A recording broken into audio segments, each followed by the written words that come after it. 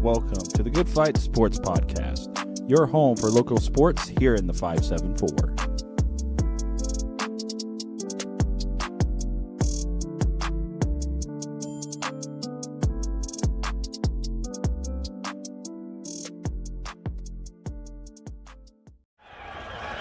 First row, let's go. Second row, third. Here he comes on four.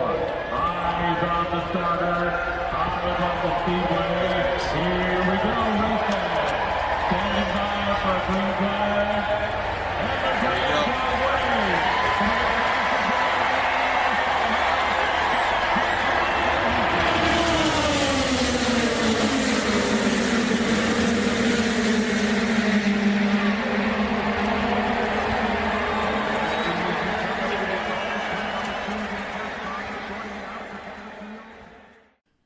Listeners, ready your ear holes for a special Indy 500 podcast episode from your host, Kenneth Cramer. Why, thank you, Nicholas Sherk. That's me. I really wanted to do that. It was more of I wanted to go kind of along the lines of drivers start your engines. Anyways, hello and welcome everyone to this special episode of not what the Bible says. This is the Good Fight Sports Podcast. Welcome to the Good Fight Sports Podcast. This is a special Indy 500 episode like we promised, recorded on June 4th, 2023. Yeah, what a race. Honestly, fantastic. Both Kenny and I were blessed enough to go to the Indy 500 this year. We kind of mentioned it in a previous episode. We kind of wanted to just do a little episode dedicated to that, just so we didn't have to tackle all of that in the regular scheduled programming because there's a lot. So, anyways, I'm gonna let Kenny start us off here, and he can take it where he goes. Yeah. By the way, hello. Hello, buddy. Yeah. Hello, How's it going? The main host is finally going to say something. Yeah. Hey, Kenny. But yeah. Hey, Nick. So we're going to start the week before the race, actually. We're going to start back at qualifying because a lot of good things happen during qualifying. Yes. So I usually go down for qualifying as well. I didn't this year. Big sad. It was big sad because this qualifying for this year was really close. Yes. So here's the top 9. That's rows 1 through 3. So on the pole for this year was Alex Palou, and he finished with a 234.217 4-lap average. If you're a history nut or Indy 500 nut, you understand that is a 4-lap record for qualifying.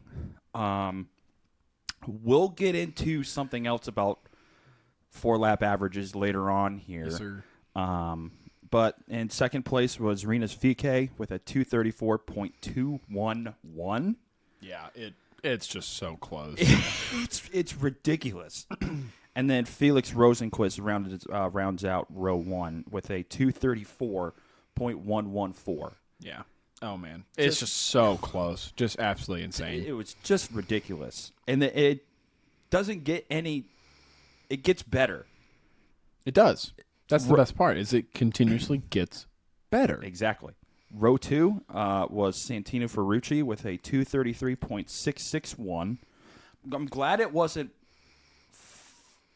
0.005 more. Yeah. Because that would have been 233.666, and I don't think anyone would have wanted that.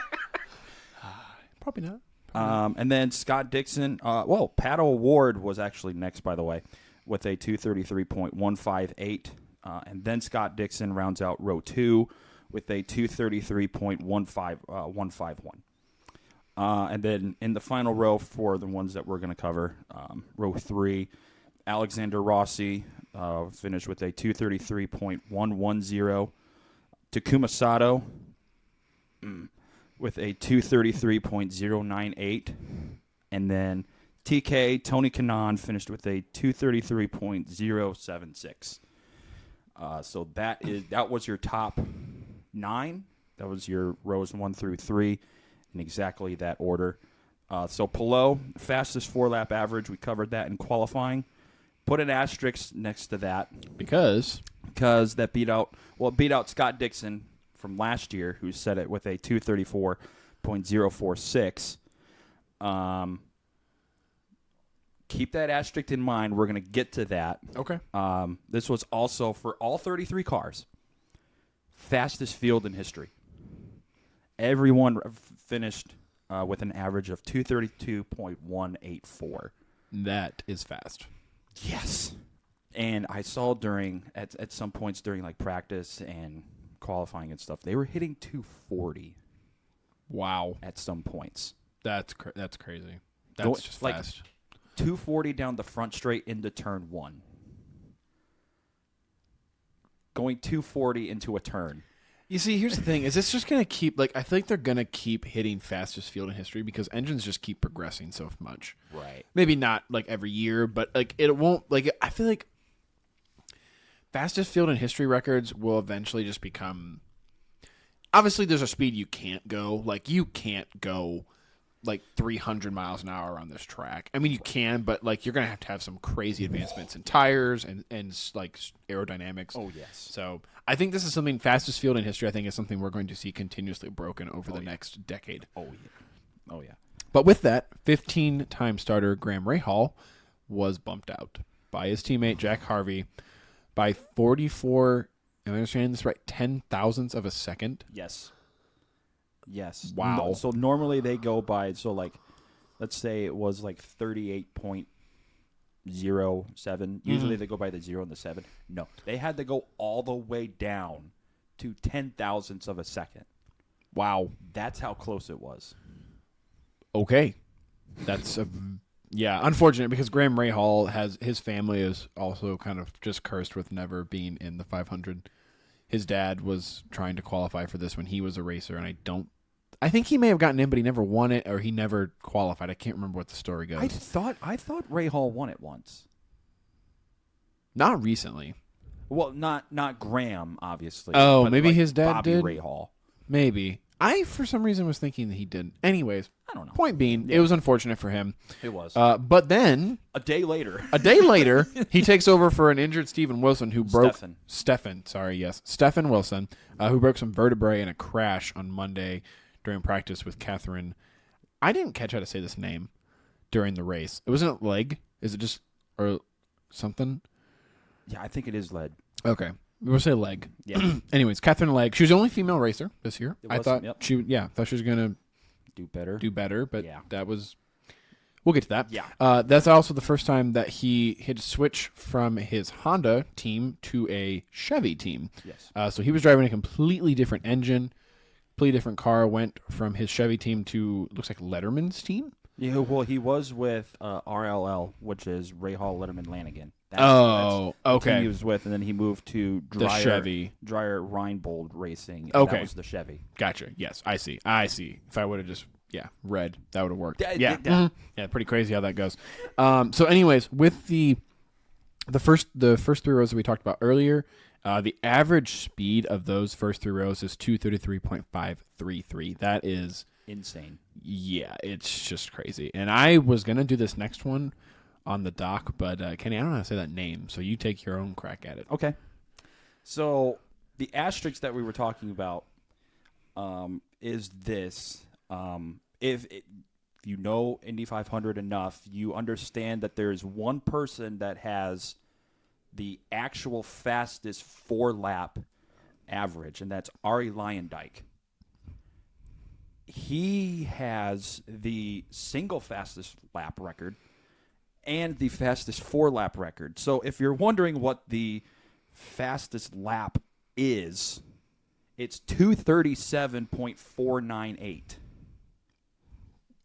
Which is insane. Just insane. And a 4-lap speed, non-pole, at 236.986. Yes, sir. So we'll go back to it was 1996 qualifying.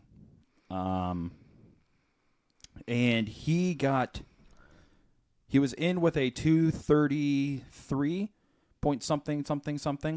And he got disqualified. Okay. Well, his car got disqualified. So he had to re-qualify. And since he was a second week qualifier, because they did 2 weeks of qualifying, he didn't count for pole because everyone else was set. And he started 21st with a 236.986 4-lap average, which would have got him the pole if it was on week 1. But just it didn't. In case no one knows what a pole is, I believe that's a leading car, correct? That is the car that is in position 1. Yes. That's okay. what P1. So P1 pole position, that's what they call it.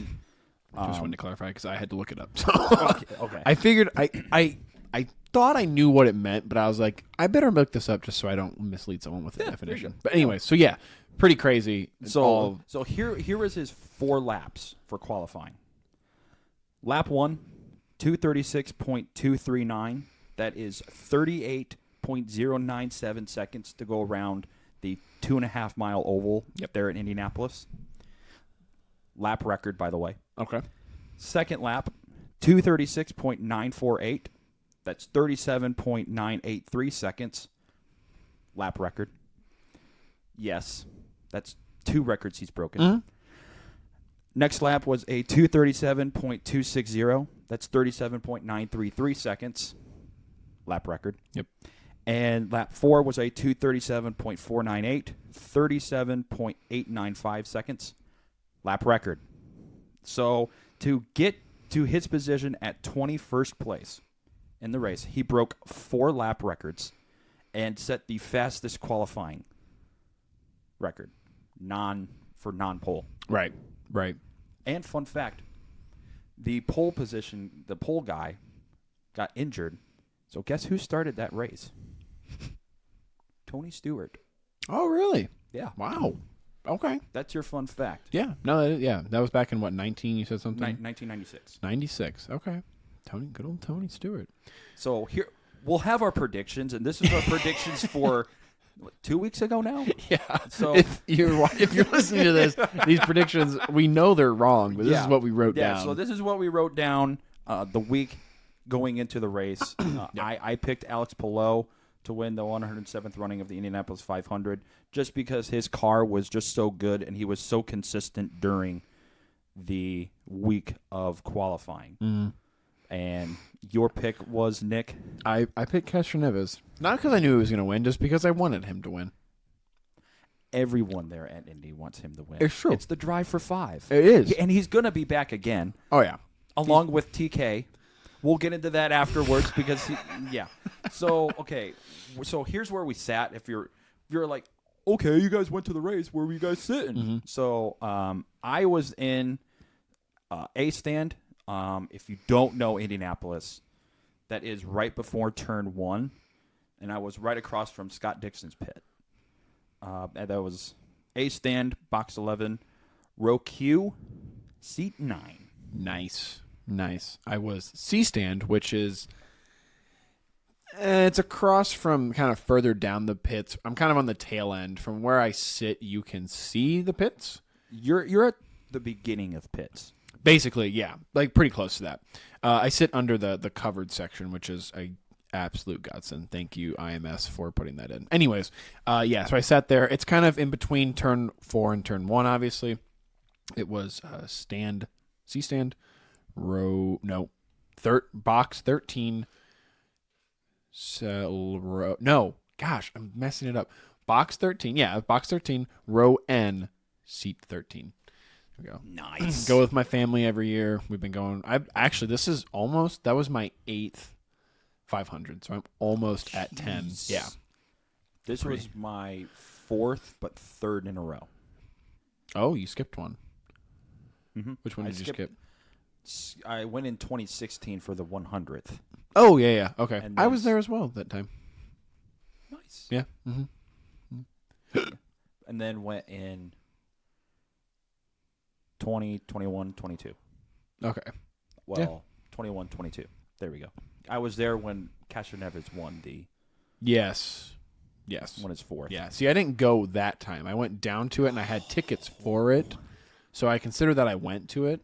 Because that was one where it was like hybrid, where like you had some fans that went and some fans that stayed home.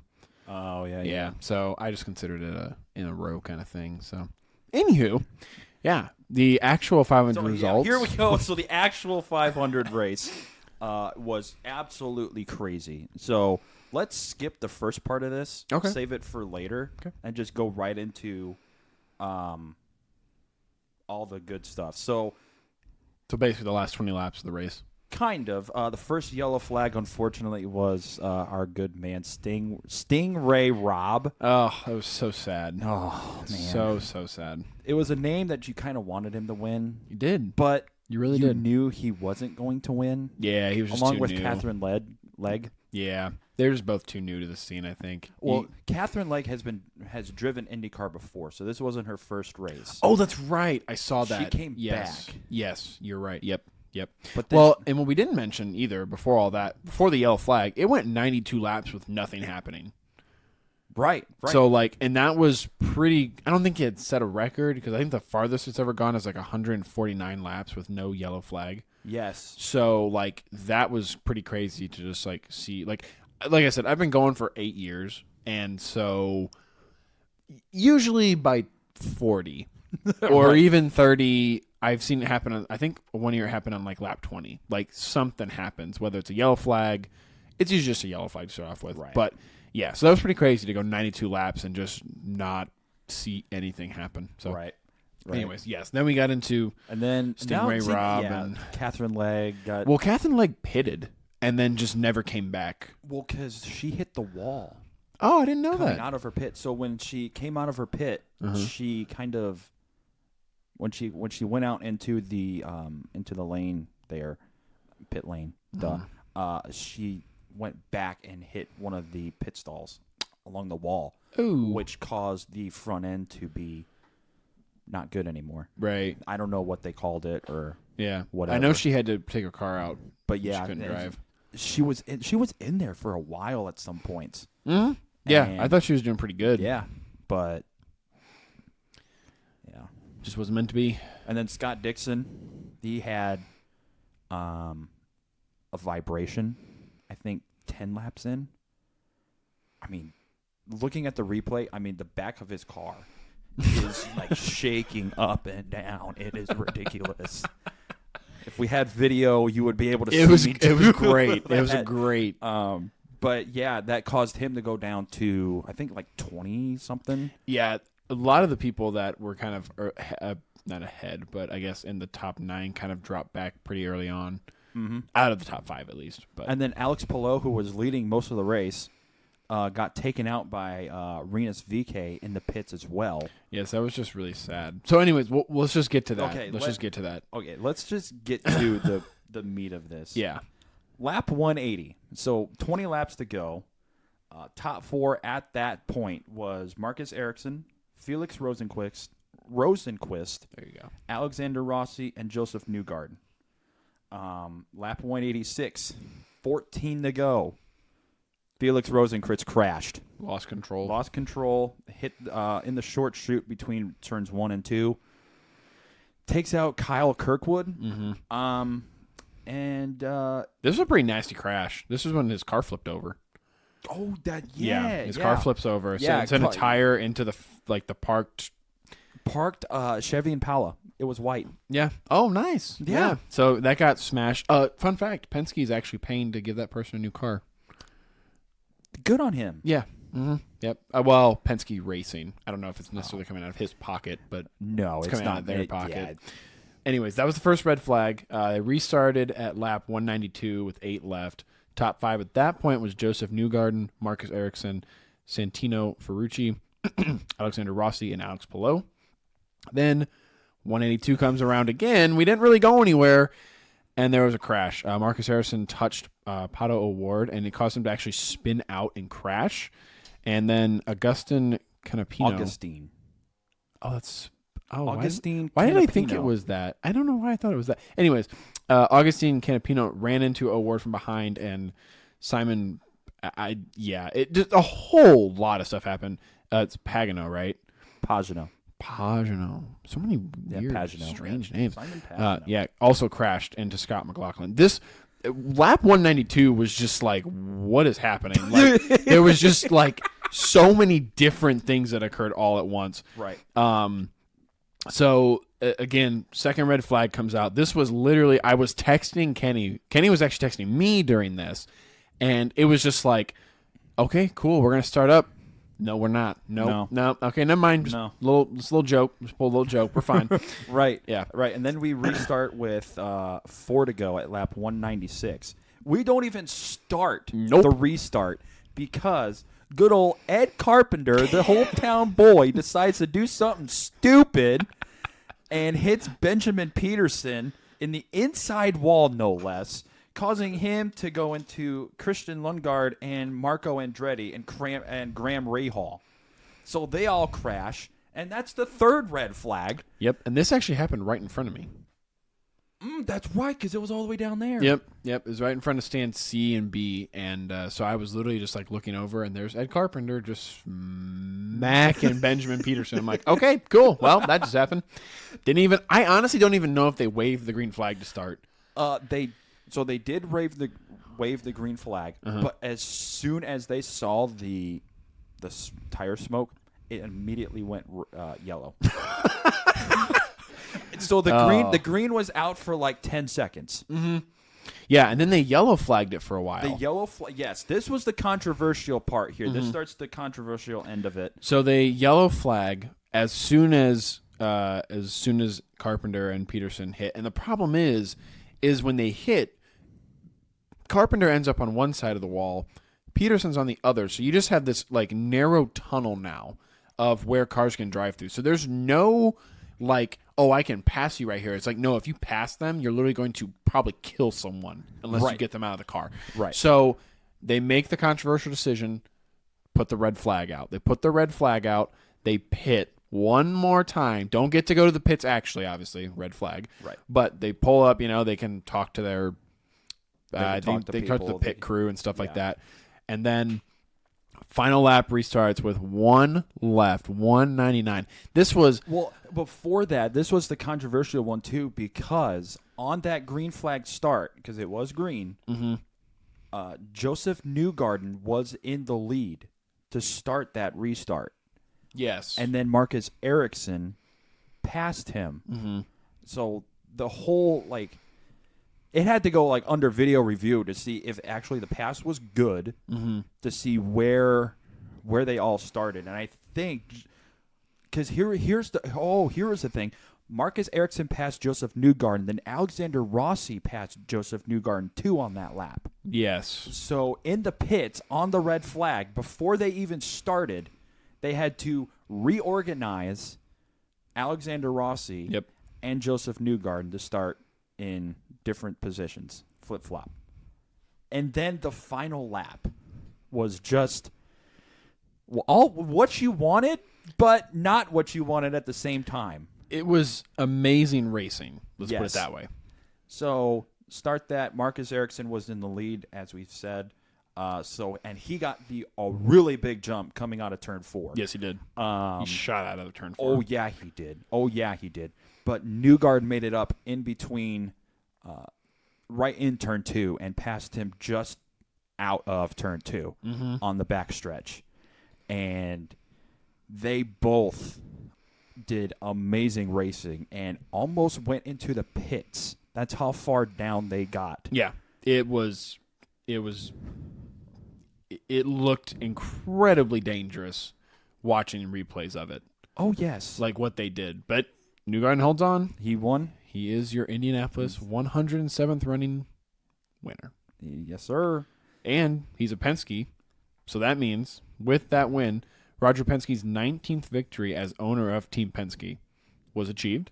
And he's the first American to win since 2016, which was the first year that I actually went to the 500. Hey. So I did not realize, or never dawned on me, rather, that there had not been an American that had won since that year. But yeah. Anyways, yeah, it was a crazy race. Marcus Ericsson could have repeated. I mean, it was right there. He could have. It was right there. So yes, anyways, Joseph Newgarden wins the Indianapolis 500 in a pass. 2022 winner Marcus Ericsson comes up short. And it's controversial. I mean, I think it's controversial. It's really not all that controversial. They did a video replay the drivers were upset. They didn't want the red flags. I'm sitting there thinking, you don't want the red flags. You don't want to kill anyone. One of those has to go away because you cannot race at the speeds you're racing at with a car on one side and a car on the other. Right. With drivers in them. You just can't. You have to stop the race to get them out of there. Right. You can't yellow flag it because then you're just going to end on a yellow flag and no one wants to end on a yellow flag. Right. And I was listening to a radio show on the way out of Indianapolis, too, and they were like, Roger Penske wants people to actually be engaged in the race for like the younger fans like you and I. Mm-hmm. Finishing on a yellow, I hate when it finishes on a yellow. Yeah. Like last year, it was – I don't even remember last year's race because it finished on a yellow. Yeah, it's true. It's boring finishing on a green, no matter if it's the last lap or not, is what you want. You want the cars to be racing, not slowing down and they can't pass. Exactly. And at that point, that's basically what was going to happen. And I get the Indy 500 car drivers want that to be different. The problem is it's not going to be different because, like you said, Roger Penske wants it to be something that will leave a mark in your head and like a memory, like a core memory that you have, rather than just I went to the 107th running. Okay, cool, whatever. I went. Cool. Drunk people, whatever you want. It's all there. So I think it's one of those things where, the drivers may not like it because it's start, stop, start, stop, start, stop. But for the fans, it's almost more enjoyable. Took a long time, but especially the last one. Because the last one, it wasn't just a red flag because it's like clean up stuff, but it was a red flag to clean up all that and also to review where the people were going to be at when they restarted. Because here's the thing. If they get that wrong, people are going to be way more upset if they just instead leave the original, how they pitted. Right. If they leave that, people are going to be like, whoa, whoa, whoa, whoa, that's not what happened. Like, there's going to be replays out there that you can watch that clearly show something. Right. And you're going to have the driver people and stuff, all the people that analyze stuff being like, hey, you were actually in second place and you should have won that race. Because let's say, hypothetical, they don't review. So we start Ericsson, Rossi, Newgarden. Does Rossi win that race then? Or does Marcus Ericsson repeat? Right. Because at that point, third place with that restart, I mean, you could maybe do something, but let's be honest, you're probably not going to get to first. It's a battle between who's in first and second. Yeah. And so you don't review, Newgarden doesn't win. No.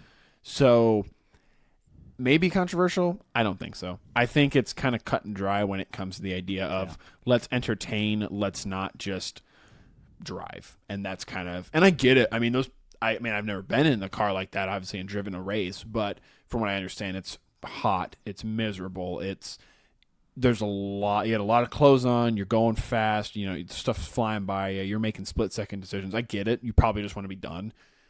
That's fine. I get that. Right. But at the same time, it's like, if you want to entertain, you're going to have to do something. Right. And what we did not mention was, and I think you brought it up, and I might have cut you off, but who is it?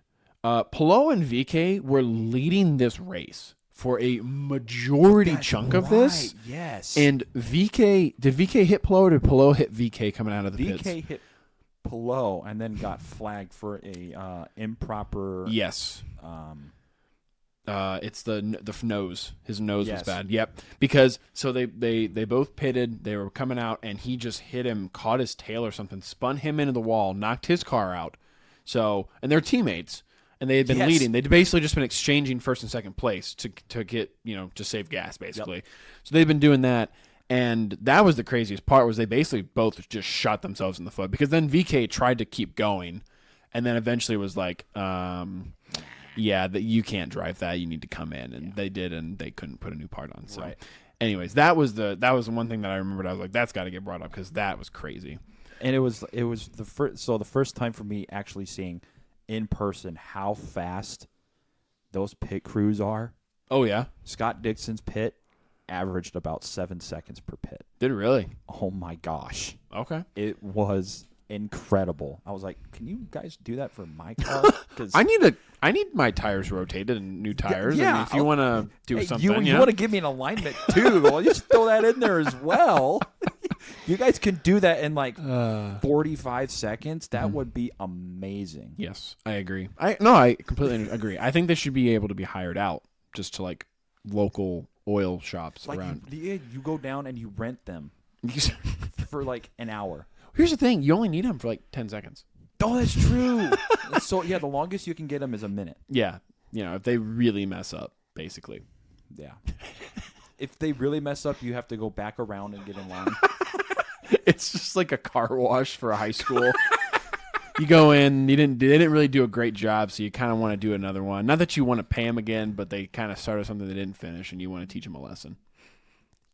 Yes. Basically. So anyways, yes. But so congratulations to Joseph Newgarden. It's a crazy win, and he's not exactly like Castroneves because he didn't climb the wall, but he jumped into the stands.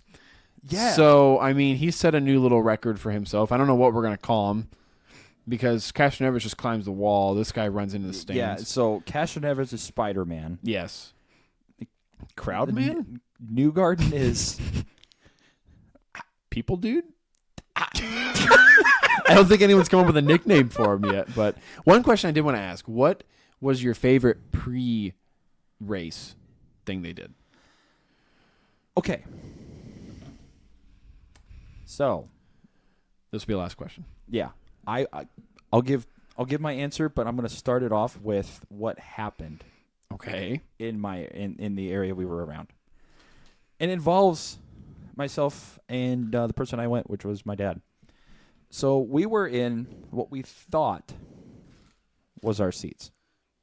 You're one of those people. Hey, hush.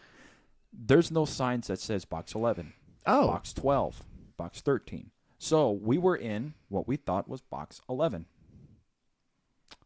Okay? We get to right as they're starting the national anthem. Actually, no. We're getting up to the point where, like, right in between the end of the national anthem and not yet starting Back Home Again in Indiana. So it's right in that dull moment where you know what's coming up and you don't want to miss it. People come up being like, "Hey, what seat are you? What seat is that?" Asking the people that we were sitting next to. They were like, "This is box 10." And they're like, "Oh," so someone comes in, it's like, "No, we're in box 11." And so they walk out, they walk over to the other side, and they're like, "No." So the lady comes in, it's like, "You guys are in our seats." So we it's like, "All right, fine, whatever." So we go around, go down the other side, and we're like, "We're in here." We're like, "What box is this?" They're like, "Box 13, box 12." And we're like, "Where's box 11?" Meanwhile, as we're walking up to go to box 11, Back Home Again in Indiana is happening. Okay. So we don't even get to see Back Home Again in Indiana. Yeah. Because we're too busy trying to find our seats. So we find box 11, we find our seats. We're stuck in like sardines in a can in here because there's some big dude taking up about 15 seats. Exaggeration, by the way. Exaggeration. So we get to our seats right as they're starting the first parade lap. Oh, okay. So best pre-race moment, finding your seats.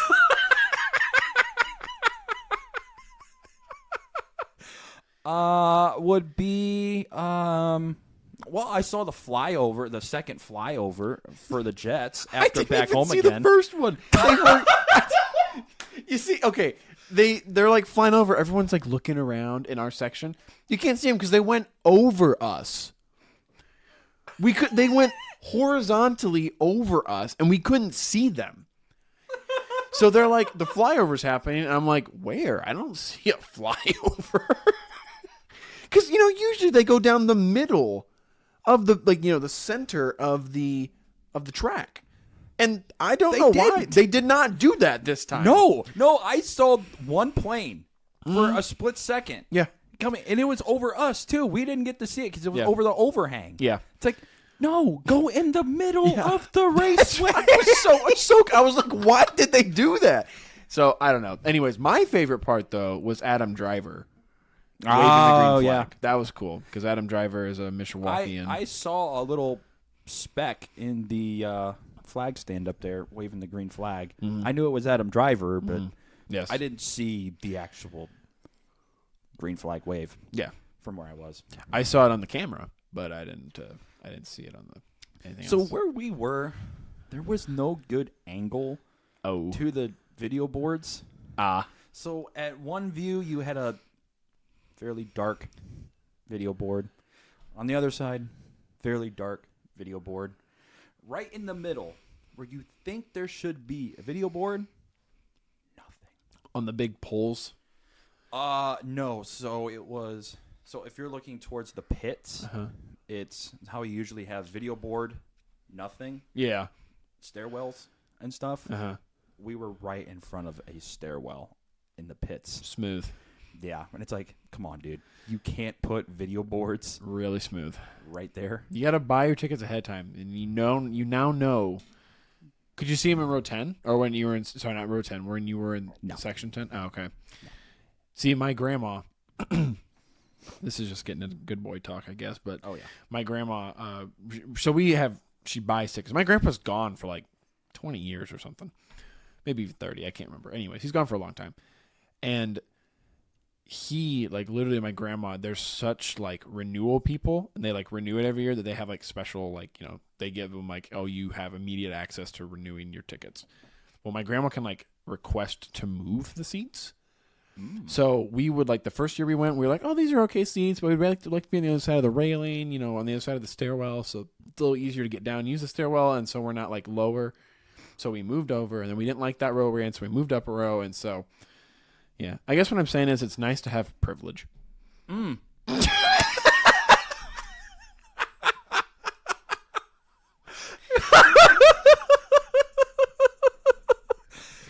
Yeah. Anywho, so that's kind of that's how I kind of got the tickets I had. Not privilege, by the way, but renewal. Okay. Because where we sat was all the way out in turn 3, in the sun, no shade, absolutely nothing. Yeah, the sun is Killer. Yeah, I would never want to sit out there. I'm a baby now that I've sat under the. Yeah, me too. It's been one time, and I You're never going back. Nope. Yep. Nope. Yep. But we sat there, and after last year's race, 2022, I was like, let me renew my tickets. What the heck? I want to go again. So I did it, but I was like, you know what? Maybe request to move. You never know. So I put in first choice, A stand. Second choice, turn 3, which is, I think, Northwest Vista, something like that. I don't know. So did that. I didn't know until I got an email in February saying tickets ordered. Nice. And it said Indianapolis Motor Speedway. I was like, I never purchased tickets to this race. What are you talking about? Open the email. A stand. Hey! And it was okay all of a sudden. Yeah, it was. So I got everything. I got the ticket, the actual ticket. Yeah. And then got parking pass. Nice. And got little lanyards to Yeah, I want to get those next year. carry it. I'm not going to get another one. I'm just going to reuse the one from this year. Oh, yeah. Why buy another one? Yeah, exactly. Well, we're boring people now. But anyways. Yeah, so, we are. Yes. Hopefully everyone enjoyed the race. If you did. If not, buy tickets. Go see it next year. Let's make it 400,000 fans. Yes. Anyways, it's a fantastic race, and congrats to Joseph Newgarden. Mm-hmm. You need to see it once. You do. Everyone needs to go to the Speedway one time, even if you're like, but it's just cars driving around a track. You're right, it is. But there's an atmosphere. You can't put a price on atmosphere. It's only Indy. Exactly. So anyways, thanks for listening. We'll see you around here next time. Back to our regular scheduled programming after this episode. Hope you enjoyed. Peace out.